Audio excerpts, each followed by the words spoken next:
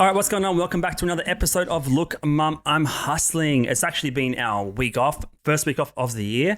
And I don't think we ever had any respite at all. It's been non-stop work all week. I think we had one day off yesterday and kind of a half day off earlier in the week. But I think for me, I need 2 or 3 days in a row to really have that sense of peace and that kind of reset vibe wash through my body. It's kind of just up and down, like stopping and starting at red lights. Yeah. Well, so I don't feel fully relaxed just yet. Because if it's the one day, then it's just a standard kind of like day off. But if you have a few days in a row, then a proper holiday. Yeah, a proper vacation. Yeah, well, because like Monday, Tuesday, you went absolutely ham with like eBay and listings and just taking photos. You had like a massive 10-hour day Monday. I was kind of there helping kind of in the background and stuff. But yeah, you were just like taking photos nonstop the whole day just so that we could have the later half of the back week off. But as things always happen, you know, we end up working anyway a little bit. But we did have a day off. No, well, kind of 2 days off if you think about it, because one day we went driving up north to see my dad. That felt like a full-time gig. I couldn't be a truck driver or a long-haul driver of any kind, or even doing Uber for more than 2 or 3 hours in one stint. I fall asleep so easily in the car these days.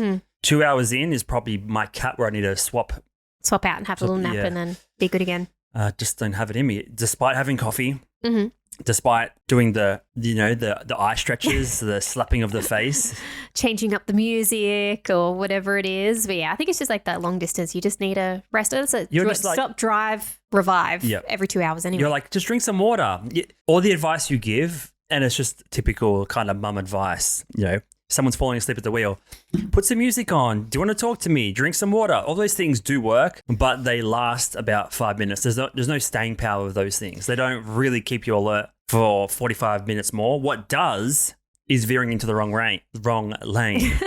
And then you're like, oh, okay, my senses are up. My alert is on point now. Well, the whole thing about doing, you know, whether it's drinking water or having a conversation is just keeping your mind occupied doing something else other than thinking about I'm getting tired, I'm falling asleep, I feel my eyes closing. If you have like a conversation or start being engaged in like a story, then you're going to kind of be in a different mindset, like listening and talking and stuff. Depends who you're having a conversation with. That might be even more boring. Like if you're talking or going on like one of your like long conversations and stuff, then, you know, you're probably going to be wide awake and like. If I'm in a ranty vibe. One thing that works for me is squinting whilst falling asleep. I don't think that works. I've turned over and it's counterintuitive because your eyes are kind of smaller than they should be to pay full attention to the road. Because it's closer to being but like it's kind of like you're forcing like blood to that region, if that makes sense. Is that why you do it? Because I turn over and you're squinting and I'm like, he's not okay. It's almost like if I'm just relaxed and it's just like it's easy for my muscles to obviously relax. Yeah. If I'm squinting, it's kind of like my body has to fight the urge because I'm already like putting force and pressure into those muscles. In saying it doesn't make it. There's no scientific validation behind that. Yeah. In saying that though, falling asleep at the wheel's no joke. So yeah, of course. Know, if you are feeling tired, make sure you pull over. I mean, I've done that before. So when I first got my P plates, so I got them quite late. So I was like 24, 25, and you know what? I got them, and I was like, you know what? I'm going to celebrate this, a long road trip to Victoria. So what I did was... It's not a celebration. I know. I don't know why. I just wanted to go on a road trip and like see family and stuff because they're all spread across like Victoria and stuff. So I was going to take my brother because I was living back at home at the time. So I was going to take my brother with me. He doesn't drive. And then my mum was like, you know what? I might come too. So she invited herself. She doesn't drive. Next minute you got an RV or a trailer on the back of the car. No, so it was like a little red Yaris, like Toyota Yaris. The one that you destroyed and rode off, yep. Hey, someone went up my bum. You broke too suddenly. But the person in front of me broke too suddenly. The settlement's been done anyway, so it doesn't really matter. The person in front of me weaved in front of me. I broke, and then the person came up behind. Anyway, that's another story. So someone had a banged head. That's all I'm saying. That's all. Someone smashed their head on the dash. I know. I feel bad about that. Person. No, haven't been the same since. Probably not actually. But yeah, so I decided to, you know, drive 12 hours to another state. And there was like one point where I felt like I was getting so tired and like falling asleep because obviously I was the only one that could drive out of that whole entire time. So I pulled over. They went into like McDonald's and like had a little bit of like a snack and stuff. I'm like, I need to sleep for like 20 minutes. So I just like slept in the car for like 20 minutes and then had to go on driving again. I've driven to Melbourne, I think once or twice. It took us about 10 hours. I think it's probably just a faster car than the Yaris. That's why it took you 12 hours. But well, I was a P-plater. So this was peak like 2010 6 or 7. So loaded up on V's, which is an energy drink here in Australia. Yeah. And No-Dose, which is basically a drug to a pharmacy, like an over-the-counter service station To keep you tablet or awake, pill. essentially, It keeps you awake for a long period of time. It's probably just a caffeine pill. Yeah. And yeah, I probably did a 6-7 hour stint easily in the dark as well on the freeway with the trucks. My one was raining for the first part as well. So I'm this little like red pea plater, like trying to like not freak out, driving long distance for the first time. And it's like raining heavily and these big trucks are like driving by. In the Yaris. Your Yaris is probably the size of, if you stack 2 of their tires together, you get crushed. It's pretty much the same size. You get crushed in a heartbeat. 100%. Oh, you made it here. You made it to the show finally. Finally. I've been here for all the episodes. Haven't missed one. Are you turned up for today? Turned up? I think so. Turned up, turned. You need Turnt. The T on the end is very crucial. Well, like this is the last day of the holidays as well, and all I feel like doing is having a nap. So you're napped up. Napped up? No. But yeah, so this week's been a whirlwind. So lots of work in the beginning, and then obviously lots of driving as well. Lots of driving. I'm falling asleep at the thought of driving. Yeah, thoughting asleep. But yesterday we went into the city, which was quite nice. A belated kind of like birthday present for yourself. So went into the city, went to the Australian Museum. We should say what city it is. People are probably watching are like, the accents are annoying, but I can't quite pin the location down. Sydney. We live in Sydney, Australia. Just for clarification. Yeah. The most popular city in Australia. Yep. But yeah, we went to the Australian Museum and we saw the Ramses exhibition, which was interesting, busy, but interesting. Yep, you can pull it up here just for some image references. It's called Ramses and the Gold of the Pharaohs. It's been out at the museum as their main exhibition for the last couple of months now. I think it ends in May. But I honestly didn't know that much about ancient Egypt. It is fascinating from a glance. Obviously it's interesting, the history and the types of jewelry and the statues and all the monuments and everything that were built. But I don't really know that much. I didn't pay that much attention in ancient history in school. I remember being some floods and droughts, but in terms of the succession and who was in charge and their reign and what they accomplished and stuff like that, really no clue. So I went in fresh-faced, I guess you would say, or more oblivious to what we're actually kind of going to. I knew it would be interesting. But I didn't know that much about Ramses himself. So the other night I was like, I need to find a movie just to jog my lack of memory in terms of what monuments will we be likely seeing? Like what am I kind of like just prompting my memory, if that makes sense, even though there is none. So we watched, is it Exodus? Yes, Exodus with Gods and Kings and Gods. Christian Bale and who's the Aussie dude? Joel Edgerton, Sigourney Weaver, Aaron Paul.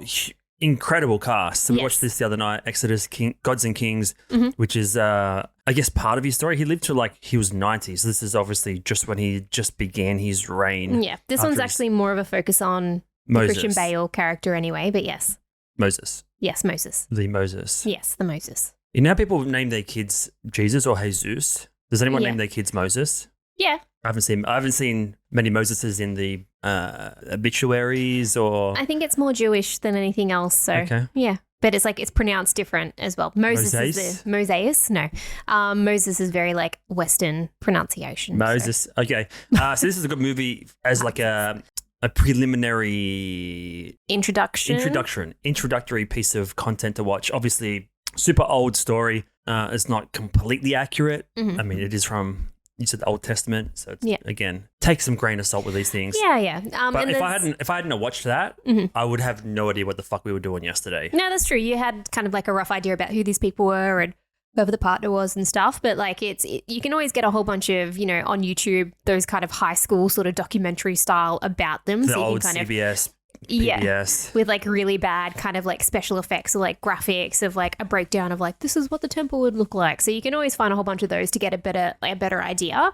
Like the artwork was crazy. Yeah, so let's talk through. You're more of an ancient history buff than I am. You paid attention in school, basically. Not in maths though. No, not in math. No, can forget about it. No. Maybe that's where our yin and yangs collide. I'm better at math. You're better at other stuff. History.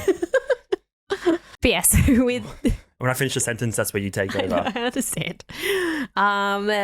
But yeah, so like it just kind of like takes you through obviously his story, but the way this kind of exhibition goes. So obviously when it comes to ancient Egypt and finding artifacts and all that kind of stuff, there was like just so many tombs that were either ransacked or so many ransacked. Well, they kind of maybe ransacked as well with the floods and stuff. Yeah, that's what I was going to say. And there was so many that were destroyed or buried under like just layers and layers of like sand and mud and all that kind of stuff. So they're still kind of discovering stuff all the time. Yeah. But when it comes to this kind of thing, because there's so many different countries that were in there and a lot of it, you know, stays in Egypt as well because it's part of their culture and that thing. So a lot of it doesn't end up traveling the world. So the exhibition that we went to was kind of a lot on Ramses, but there was a lot of bits and pieces that were kind of like attached to him. Yeah, so whether there's not that many artifacts that have been discovered that are specifically tied to him because there's so much more underground, undiscovered. Yes. So it did span a few timelines and different kingdoms and things like that. Because a big thing with the culture and stuff was they would find whether it was old statues and they'll let's say refurbish, like what's the term? They would redesign them. Reconstruct. Yes, thank you. They would reconstruct them within their own timelines and stuff. So they'll redo the statues. They'll literally find a statue from whatever 500 years before and we don't care about this guy anymore. Let's chisel the face down a bit more so it resembles our current king more accurately. Mm-hmm. So it's kind of interesting to think about. A lot of those things were recycled or repurposed in that regard. And a lot of the jewelry was passed down. So yes, a lot of them were buried in their particular jewelry because obviously whatever they keep with them, you know, passes along with them into the afterlife and things like that. But there's a lot of stuff that was kind of handed down to, you know, the sons or the grandsons or whatever it is. But just I really found the jewelry really fascinating because some of it was just very, very intricate. Like, it's crazy to think how detailed that kind of stuff was for like how old it is, like what kind of tools they had. So bright and vivid and so colorful as well, which is pretty crazy. Obviously a lot of gold because they believed that gold that's what the skin, like the god's skin was gold. made out of. It wasn't even like gold plated. It was real gold from the inside to the outside. Yeah, and just the detail they put into the sarcophaguses or like the tombs, like it was just the amount of detail and level they would put into just, you know, the burial stuff in general is just crazy. So like that kind of stuff was fascinating. Very busy inside there. Oh, it was so busy. So they do like 15-minute allotments of groups that go through, but you wait in line for your group to go through and then you get in there and you're like, the people that are in there still were from like 30 minutes ago. So there's no real push to get out of there. There's more of just like a slow influx to get in. So that image that you happen to see on screen, so imagine that, but the room's literally full of people. Yeah, like you're squeezing past like 40 people, I'd say. Yeah. And everyone's still, obviously we can't say for sure because we were only there for one time with one group of people, but for the most part, everyone's quite respectful and trying to move from exhibit to exhibit without, you know, because everything has its own lights. So someone tall like me, as soon as you walk past too close to an exhibit, you're just putting a huge shadow on where the text and information is for that particular item. So everyone's quite considerate in that regard, but obviously I'm sure there's plenty of people that have gone in there and just taken up the space or just space and things like that. Stand right in front of the thing or whatever it is. Before we got in there, because we were waiting around for about an hour in the city, I'm like, I should probably do some review hunting to see, is this thing good? Probably a little bit too late, but better late than never. Yeah. And it was interesting, the I guess the polarity between people that loved it and hated it.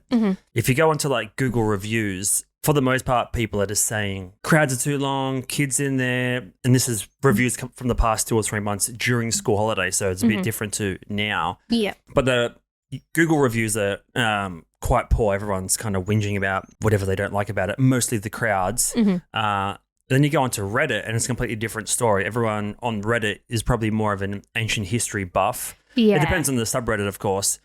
But everyone on there was saying the artifacts are crazy. Like I've been to other exhibits where they've shown like Tutankhamun stuff or Tutankhamun, or however you pronounce it. And there's actually a bunch of people on the subreddit that were saying they've been to the main museum in Cairo, which is obviously in Egypt. And this is not as good, but for somewhere outside of Egypt, this is a pretty high level exhibition. Yeah. Well, they put a lot of detail into even as things as you can kind of can't see it in this particular photo in the background here, but like the walls had like plastered as if you're inside an actual tomb yourself. So all the walls had like artwork and it was painted and like had texture and stuff. So it almost felt like you're surrounded in like a stone wall or a stone room, the way that they kind of designed it, which is pretty cool. So they put a lot of effort into the way that it looks, which is cool. I mean, it was $50. It wasn't the cheapest thing. No. And you can probably get in and out in about an hour, depending on how busy it is. Yes. A lot of the reviews are saying go in the evenings because I think it closes at like 7 o'clock or 9 o'clock and go in the evenings. We went at 12 o'clock on a Saturday. So obviously not the worst time possible. Peak hour in the city. You know, everyone's got the day off. Kids are off school, things like that. So we didn't really think too far ahead in that regard. Yeah. So we kind of picked a better time and slowed it down a little bit. But I think we managed to see, I stopped at probably 90% of the stuff that was there. There were some things I was skipped over just because it was such a small artifact, didn't look that interesting, and there's already 10 people crowded around it, so I skipped over it. But for the most part, it's pretty cruisy. It was really, really fascinating. What was your favorite artifact? Because it kind of ranges from the really small to the really big. So there was big thing. This is the only, this is a wooden coffin on like rails, like a sled, so they could slide it through the sand and things like that. That was probably one of the biggest ones that wasn't like a stone carved out monument or statue. There was probably 10 to 12 big statues, a couple of sarcophagus and coffin. What's the difference? Sarcophagus is like the shape of the human, right? I think so, yes. And then probably 50% of the stuff was jewelry and like vases, and there's only like one weapon that I've seen, one little dagger. Yeah, it was only one weapon, which is really interesting, but that little dagger was pretty cool. And and then there was a bunch of things like stones that just had things carved in them as opposed to a statue, I guess like the hieroglyphics carved into things. Yes. So it was a good mix. For me, the most interesting stuff was the statues just because they were so large and so intricate.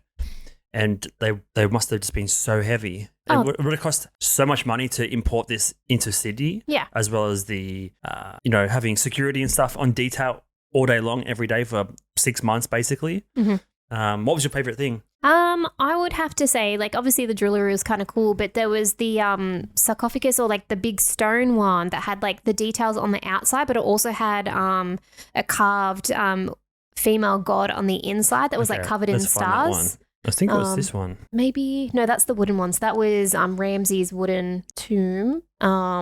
I don't know if they'll have it because it was pretty. There'll be a photo. Because they had to be able to see underneath. They had like a mirror underneath so you could kind of see. But it was like it was the lid. It was the stone lid. Maybe if I just search. So it was like carved on the top and then carved underneath. Pretty. Yeah, it's just the amount of detail. You can see it was so heavy, and like it wasn't. Yeah, that one there. But it wasn't. You could actually touch it. Obviously, you can't touch them, but they didn't have them surrounded by glass or anything. Like which the expensive ones, the actual Ramses stuff was. Yes. The ones that were from a couple of hundred years later, where it's not an as notable pharaoh, then some of that stuff was. You could pretty much sneeze on it quite easily. Well, they didn't have. I thought there would be the actual mummified body of Ramses, but they wasn't there. So they had a depiction of kind of like what it'd look like. There's not that many images. Basically, this is the lid for a sarcophagus. I can't remember who it was for. I think it might have been either his son or his grandson. Marantar. This is it here. Yeah, it's pretty Marantar. I don't know how to pronounce it, but looks like it's a gigantic stone. It's probably 6.5, 7 feet long. And on the underside, which you can't see on this image, if you're just listening, you can watch on YouTube or Spotify. On the underside, there's another carving of a winged goddess, something to do with the stars or sun. Yeah. She has her arms like folded out, like embracing you. A protective gesture, they kind of said. To come into the afterlife. But yeah, it's like, if it was me, I'd just make it flat on one side. But that's the level of detail they go to for someone of such high status. Yes. That was a cool one. That was a cool one. They said that I knew that Ramses built a lot of stuff, but I didn't realize he was like one of the main pharaohs that built like heaps. Like he was like the big architecture of all the pharaohs. Like he built the most, which is pretty crazy. He put his name on everything. That's what So other than the artifacts themselves, there's lots of like notes and details and kind of, what would you call them? Just like little excerpts about how things were run, how things happened. And yeah, it was just basically as soon as you get in there, it's emphasized heavily that whether he won a fight, had a draw and like a peace settlement, or he lost a fight, he was always either making a statue about it or writing about how it went and kind of inflating the losses and making everything seem like a gigantic win, and kind of just putting his name on everything, on every statue, and building monuments and putting his name in every city available, basically. Yeah, like in all the temples and all that kind of stuff. So he was like an OG brander, right? Like putting his brand on everything so people sort of knew who he was. Or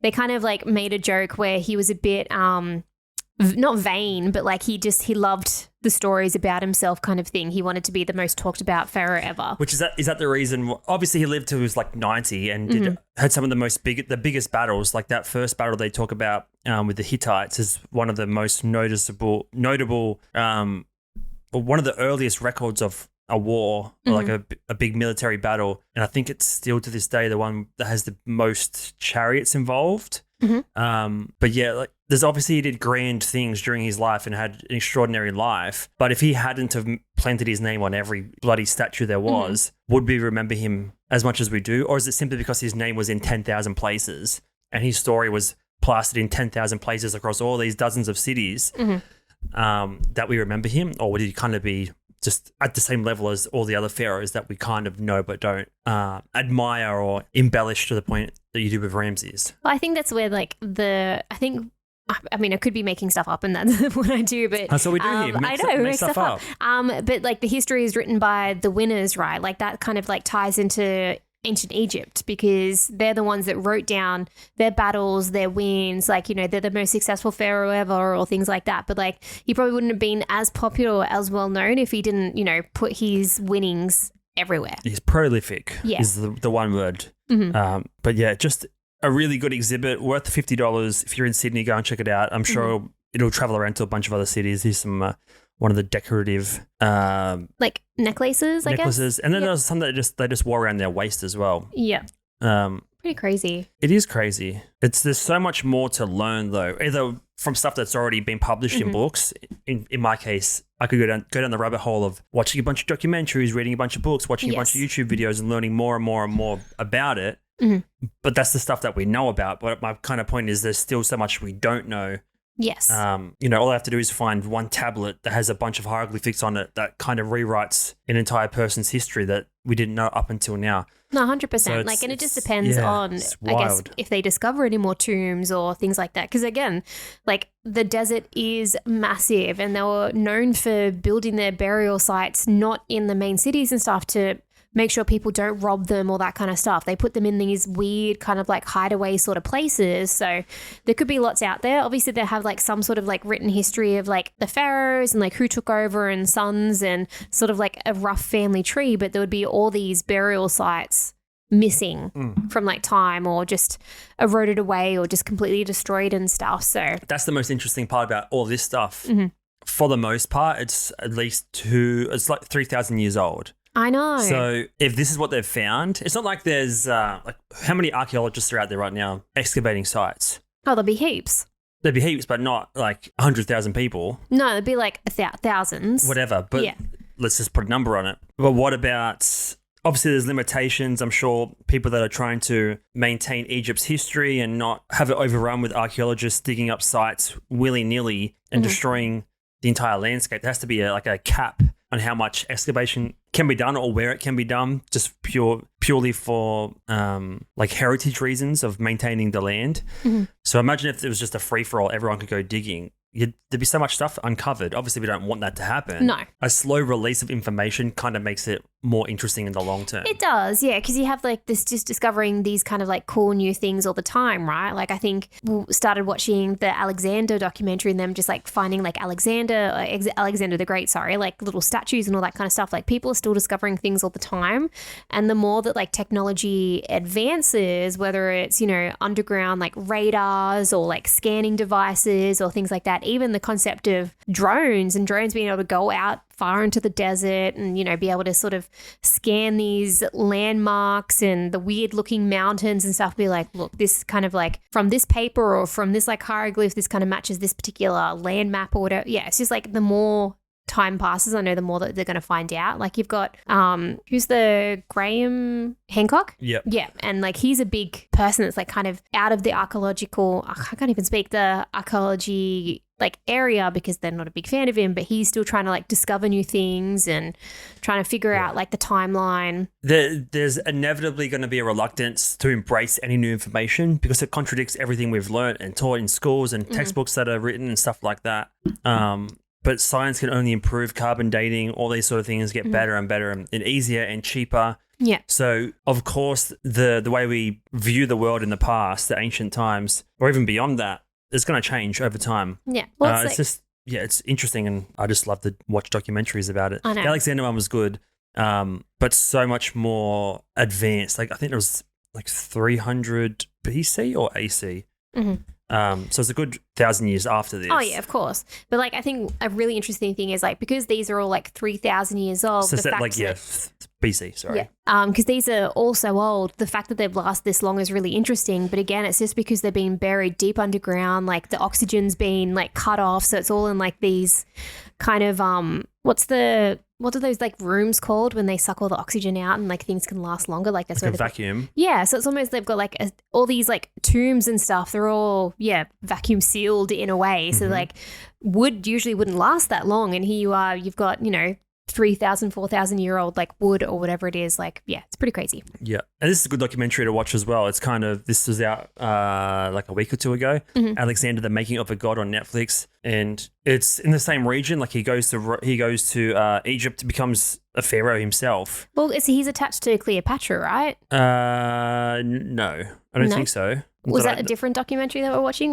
This is the one where he goes to fight Darius and basically wants to take over Persia. Yeah. But he becomes a living god. He's like technically the son of Zeus, and then goes to Egypt and he wants to fight the Persians and stuff like that. Oh, that's right. Because like the Egyptians didn't like the Persians either. And they wanted to get rid of them. They're like, okay, you can be pharaoh or whatever it is. Yeah, they basically, we have an aligned interest. We'll let you be the king of Egypt, and then he becomes pharaoh and essentially a living god. And it's in the same region just hundreds of years later, but it's just an interesting world to dive into, especially for someone like me that loves documentaries, wasn't that interested in history in school, but now I'm getting older, I'm in my 30s, there's not much more I can be excited about anymore other than diving into the past. So all this stuff is fascinating to a history noob like myself. Well, Alexander's kind of similar to Ramses in a way as well, because Alexander was traveling around and trying to get his name out there and trying to get him like more renowned, whether it was like that story about him going to this untieable knot and like cuts it off. So he literally, untied the knot. Like he's branding himself and wants to be the most talked about. Yeah. It's not like he's in the moment being like, I'm going to brand myself for hundreds of years. It's purely just global domination. Yeah. And like legacy. Expand the empire as far as possible.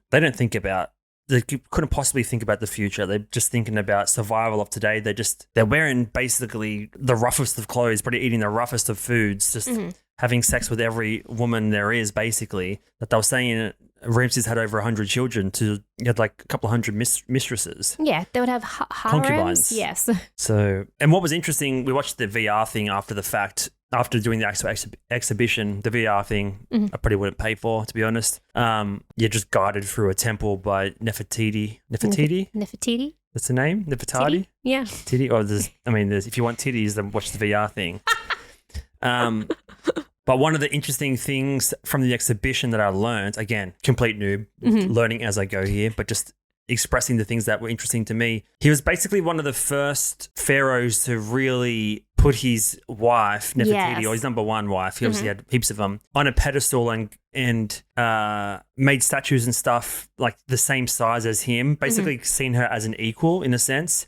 And she was considered in her own right a huge person for that entire the Egyptian community, or that entire world looked up to her, and she did a lot of traveling and liaison work, I guess you could say, for lack of a better word. But she was held in such high regard, and she was just adored by him, which wasn't quite the case before that. And I imagine it was probably that kind of mentality was probably passed down to his hundreds of children, and then down the line, which I guess kind of pushes equality in a sense. Yeah, well, they said that like the law, like they were considered equals, but whether people kind of followed that law or sort of did that anyway was sort of like a verbatim type thing. But because there's the stories of like it's the greatest love story, like he loved her so deeply and stuff. So she died heaps young, heaps way before he did. So he still had like I think another 30 years or 60 years left. It was just like super young and stuff. So he decorated a tomb, made it absolutely beautiful, and yeah, it's just kind of like a dedication of like why he loved her so much. But yeah, she was a politician as well, so she would do a lot of that kind of aspect. Yeah, I'm not going to read this article.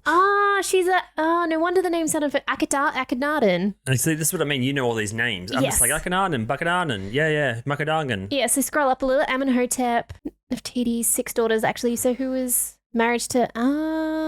Okay. So tell me what's going on here.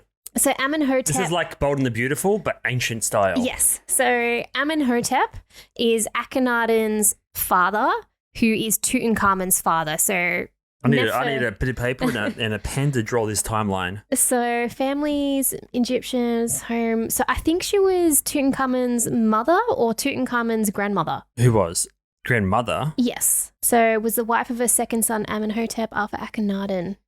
So she's related Hang on. You've heard of Wikipedia, right? Yeah. Wiki. Family tree. I know the names. I remember learning all of them in school, but I could never piece them together chronologically. Yeah. There's a lot of incest as well, obviously. Oh, well, that's probably why I didn't grasp the concept too much. Yeah, because it's just, it's like the royal family, right? There's just going to be a lot they want to keep it. Hey, they're still current. We can't badmouth them. So Amenhotep. Oh, this is a clunky timeline. Someone's school project, just putting the family tree together. Imagine just be on a gigantic 4x3 cardboard and scanned in. So King Tut. So this is the family. So unknown. So Nefertiti. So Akhenaten and Nefertiti. Scroll down. Where's Ramses? Yeah. Does Ramses have a different name? Isn't he Akhenaten? Because I know they have different names, right? Hang on, we're giving out horrible. I mean, it's not like this is a spoiler or anything. No, it's not like we're a Look Mum, We're History channel. And if we were, you'd be tuning out right now because we don't know what the hell we're talking about. Unless this is a different Nefertiti. It could be.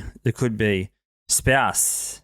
Maybe it's a different one. Because I know that I was reading that Ramses, because he was so popular, there was like 19 Ramses after him. Right. Hang on, let's go backwards. Let's go Ramses. Isn't it Nefertari? Oh man, people watching and listening right now are like, the exhibition sounds cool. I'm going to tune out Ramses. Right here.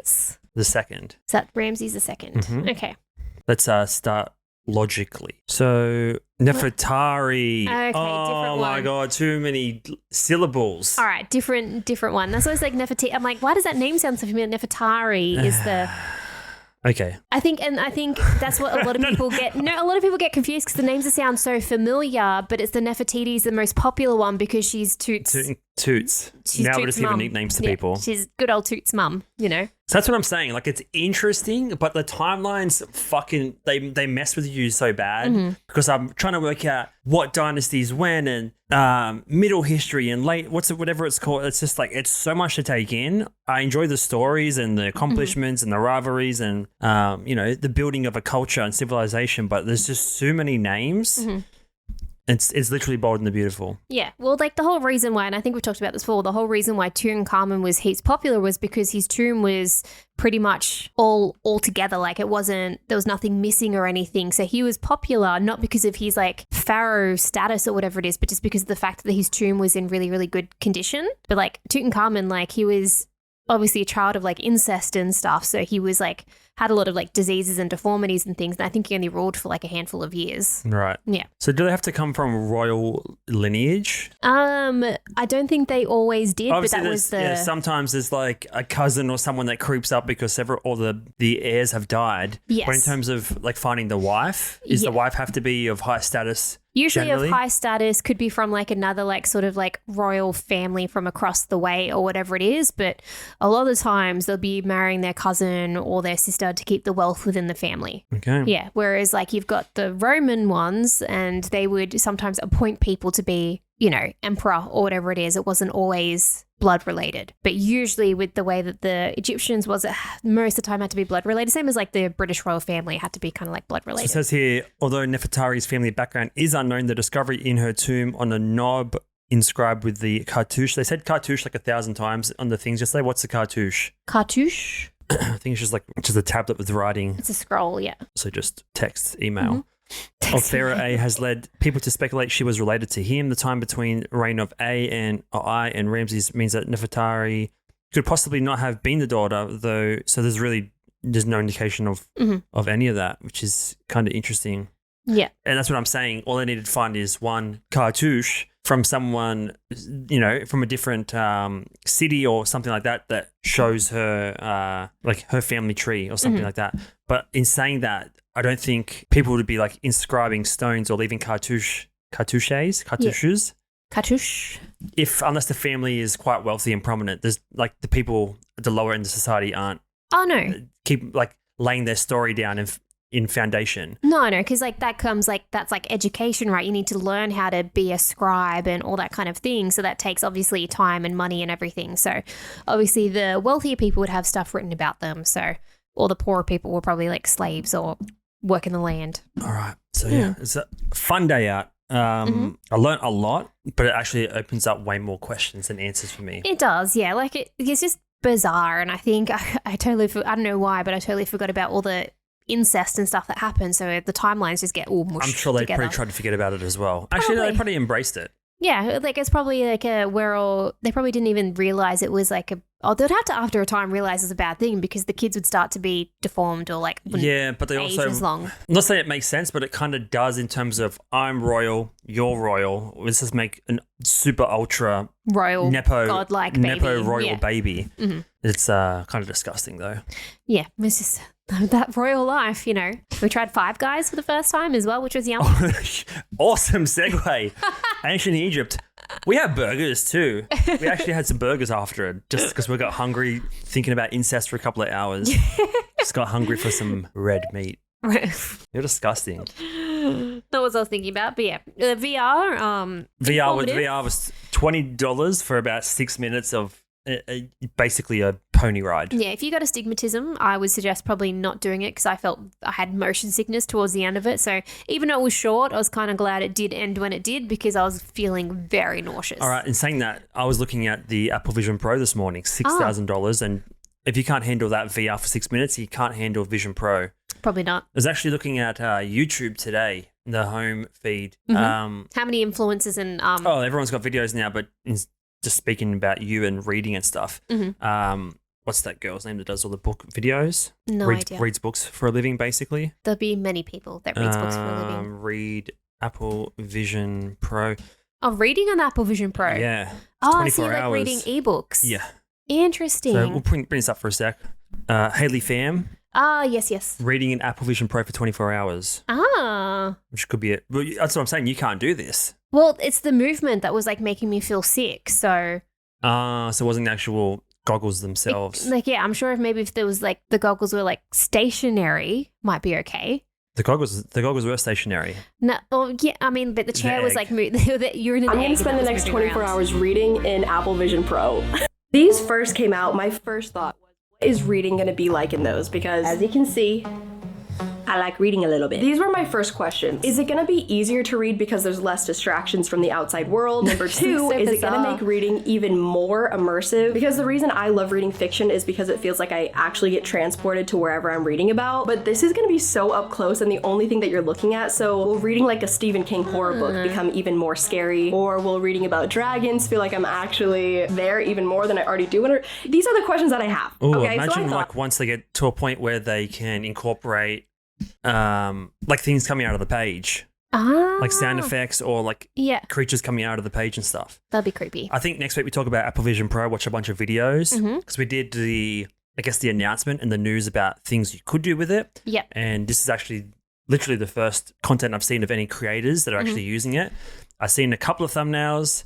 Obviously, you got Casey Neistat. And, I think we watch some of those and give our thoughts. There was someone that was, I think it was just on Twitter or X or something that I've seen that was basically trying to repair their car with one of these on. Oh. So you could have like your car's manual in the Yes. corner, and then a YouTube video of someone fixing your car Mhm. in the top corner, and then you're just looking through fixing it, and you can like look at the manual, look at the video, and see exactly, rather than watching a video or having your phone mounted up on inside the hood of the car and things like that. There'll be interesting things they're doing now, even like medicine. I think we watch a bunch of videos because this was just, it can be applied to every kind of Yeah. niche or category or interest or hobby. This is just literally just reading. I don't know if it's looks enjoyable to her or not. Yeah. But even like going off like the Ramses thing, right? Like if that's the way you could learn history is like being immersed in it. It'd be Yes. so like in school, you'd Yeah. be having so much more fun rather than just like sitting at a desk and just being like having some teacher talk at you. Why not have like a actual tour of like what it is that you're talking about? Which is kind of what I thought the VR thing was going to be, but it was 6 minutes long. Yeah, yeah. Could you imagine you're learning like Shakespeare and stuff and you get to sit like in the crowd and you've got Shakespeare on stage, like, you know, doing some sort of like play or whatever it is. It'd just be a heaps more interesting way to kind of learn. So that would be good. All right, next week we'll do a next VR week. deep All dive. right, guys, tune in next week. We'll break down the 10 best Apple Vision Pro videos to watch. Mm-hmm. That Yeah. means we need to watch at least 5 each. Yes, See? we will. That's where the Yeah, math paid and off. it'll be up along and it'll be out long enough that other people have their stuff. So yeah, we'll do a deep dive for you all and get back to you. But I was looking at it, it's like $6,000. Maybe in a few years' time you can get one. Is that how much it is? $6,500 Dick Smith. Whew. Very expensive. How long would it take for it to pay off? Well, it depends how often you'd use it. Well, if you get a viral video like Haley Pham, one video paid off. Maybe could do. Yeah. So How the badly do you answer's want one? Just depends how badly you want one. I think I'll I be don't okay want for one badly. another. I'm just curious of Mhm. what I could do with it. Imagine if you could like rent one like a car. Oh, that could be an interesting venture. Yeah, so you just rent it for like a couple of weeks and see if you like it or whatever it is, and then if you want to invest, you can invest. I'm sure there'd be some place that would have to be renting them out. They're so expensive. Well, wouldn't like Telstra or these big telcos do payment plans? Because if the Potentially. concept of getting a brand new iPhone 15 is it's a great product, everyone wants one, but no one can afford to buy it outright.